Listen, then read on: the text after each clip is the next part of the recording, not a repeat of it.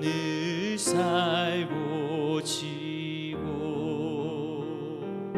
영원한 주님 내 승리의 주 하늘의 기쁨을 주옵소서. 어떠한 고난이 닥쳐와도 만유의 주여 소망 되소서.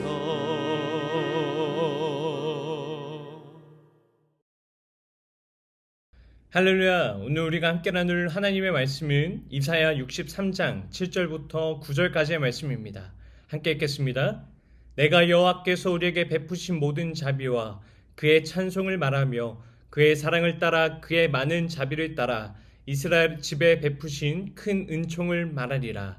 그가 말씀하시되 그들은 실로나의 백성이요 거짓을 행하지 아니하는 자녀라 하시고 그들의 구원자가 되사 그들의 모든 환난에 동참하사 자기 앞에 사자로 하여금 그들을 구원하시며 그의 사랑과 그의 자비로 그들을 구원하시고 옛적 모든 날에 그들을 드시며 안으셨으다. 아멘. 사랑하는 성도 여러분, 성경은 하나님을 믿는다는 것이 단순히 하나님이 계신다라고 하는 그 사실을 아는 것이 아니다라고 말씀을 합니다. 하나님께서 어떤 분이신지를 알고 그 하나님을 신뢰하는 것이 믿음입니다. 그래서 성경은 어려운 때에 하나님을 기억하라라고 말씀합니다. 하나님께서 어떤 분이신지를 기억할 때에 비로소 현재를 바르게 이해할 수 있기 때문입니다. 이사야는 앞으로 하나님의 백성이 어떤 큰 어려움을 겪게 될 것인지를 알고 있었습니다. 나라가 무너지고 성전이 무너지며 백성들은 포로가 되어서 낯선 땅으로 끌려갈 것입니다. 모든 것이 끝난 것처럼 보이는 그 현실 앞에서 이사야가 가장 먼저 하는 일은 하나님께서 어떤 분이신지를 기억하는 것이었습니다. 그래서 7절은 이렇게 시작을 합니다. 내가 여호와께서 우리에게 베푸신 모든 자비와 그의 찬송을 말하며 그의 사랑을 따라 그의 많은 자비를 따라 이스라엘 집에 베푸신 큰 은총을 말하리라. 아멘. 이사야는 하나님을 떠올리며 가장 먼저 하나님의 자비를 말합니다. 이사야가 자비, 찬송, 큰 은총이라는 표현을 연이어 고백하는 것은 하나님의 은혜를 한 단어로 다 설명할 수가 없었기 때문입니다. 하나님께서 이스라엘에게 행하신 모든 일을 돌아보면 그 시작도 자비였고 과정도 자비였으며 마지막도 자비였습니다. 이스라엘의 역사는 처음부터 하나님의 은혜로 시작되었습니다. 하나님께서 아무 자격도 없던 아브라함을 부르셨고 애굽에서 종살이하던 이스라엘을 구원하셨습니다. 홍해를 가르시고 광야에서는 만나와 메추라기를 먹이셨으며 낮에는 구름 기둥으로 밤에는 불 기둥으로 그들을 인도하셨죠. 그들이 살아온 역사는 하나님의 은혜가 한순간도 떠난 적이 없는 역사였습니다. 그러나 이스라엘은 그 은혜에 늘 합당하게 산 것은 아니었습니다. 홍해를 건넌 지 얼마 되지 않아 원망했고 광야에서는 눈앞의 현실이 하나님의 약속보다 더 크게 보였습니다. 때론 하나님께서 함께 하신다라고 하는 그 사실보다 당장의 어려움의 마음이 빼앗겼고 하나님의 말씀보다 자신의 판단을 더 신뢰할 때가 많았습니다. 그럼에도 하나님께서는 자신의 백성을 버리지 않으셨죠. 이스라엘 백성이 흔들려도 하나님은 언약을 거두지 않으셨고 백성이 넘어져도 하나님은 그들을 다시 일으켜 세우셨습니다.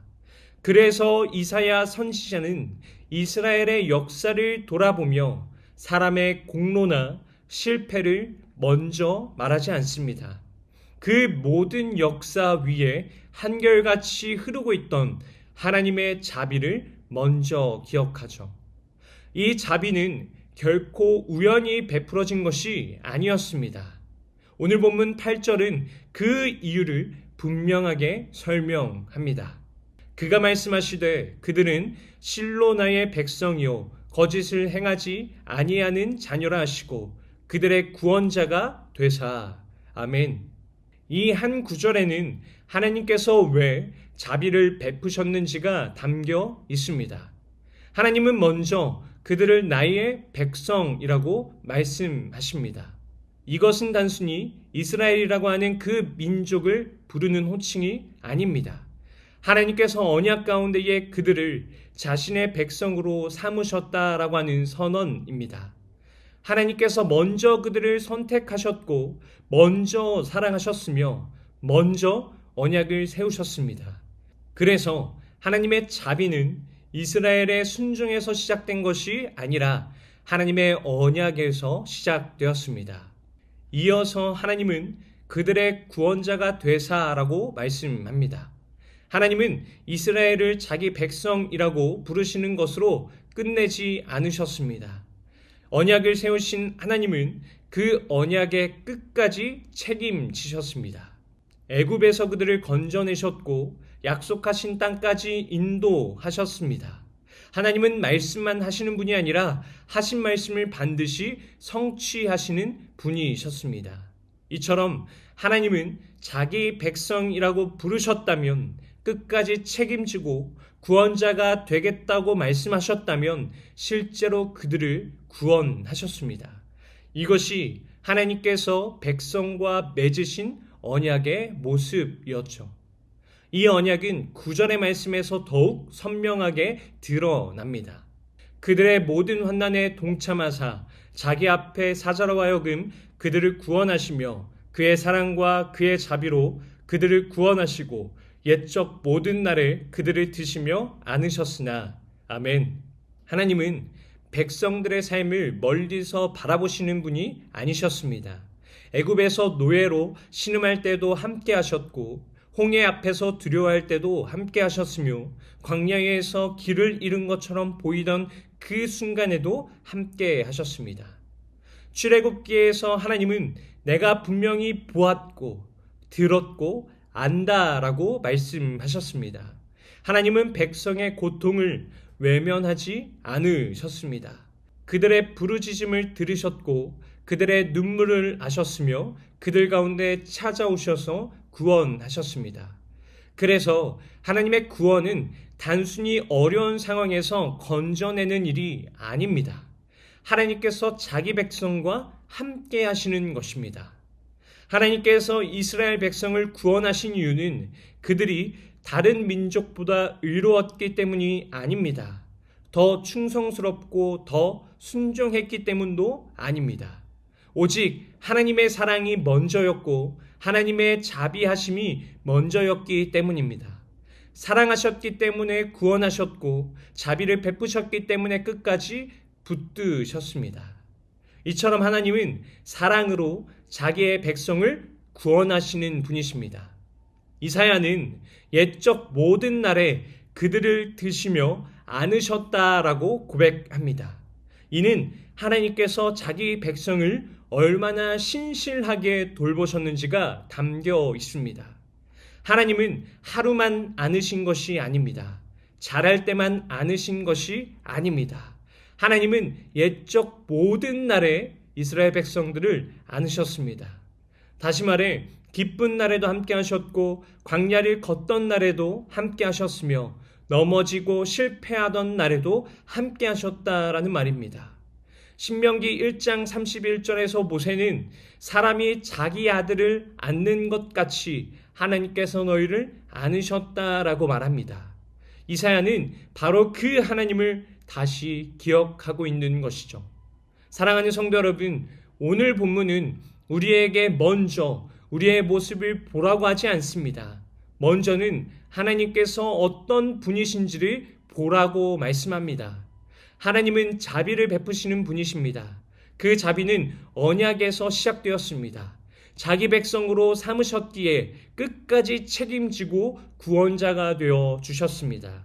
그리고 그 구원은 환난 가운데에 함께 하시며 사랑과 자비로 자기 백성을 붙드시는 모습으로 나타났습니다. 오늘 우리가 붙들어야 할 믿음은 우리의 신실함이 아닙니다. 우리의 결심도 아니고 우리의 열심도 아닙니다. 끝까지 자비를 베푸신 하나님, 언약을 신실하게 이루시는 하나님, 모든 환난 가운데에 함께 하시며 자기 백성을 안아주시는 그 하나님을 신뢰하는 것입니다. 상황은 변할 수 있습니다. 우리의 마음도 흔들릴 수가 있습니다. 그러나 하나님은 변하지 않으십니다. 이사야가 고백했던 하나님은 오늘도 동일하신 하나님이십니다. 바라기는 그 하나님을 더욱 깊이 알고 그 하나님만을 신뢰하며 살아가는 저와 여러분이 되시기를 주님의 이름으로 축원드립니다. 기도하겠습니다. 자비와 사랑이 풍성하신 하나님, 이사야 말씀을 통해 변함없이 자비를 베푸시고 언약을 끝까지 성취하시는 하나님을 다시 바라보게 하시니 감사합니다. 주님, 우리는 자주 우리의 연약함과 현실을 바라보며 낙심합니다. 그러나 오늘 말씀처럼 우리의 믿음보다 먼저 하나님의 신실하심을 바라보게 하시고 우리의 열심보다 크신 하나님의 자비를 의지하며 살아가게 하여 주옵소서.